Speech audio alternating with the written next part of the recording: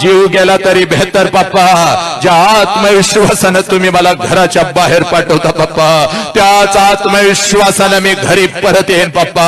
मी तुम्हाला लाचार कधीच करणार नाही पप्पा, मी तुमची मान कधीच झुकू देणार नाही पप्पा.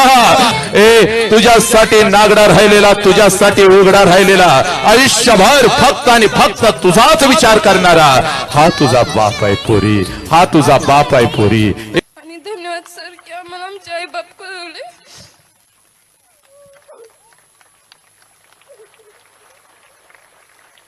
पुरी प्रेमाला विरोध नाही बघ, पण जे प्रेम तुझ्या बापाला, तुझ्या आईला समाजामध्ये कुत्र्यासारखी वागणूक देतं ते प्रेम आहे का गे?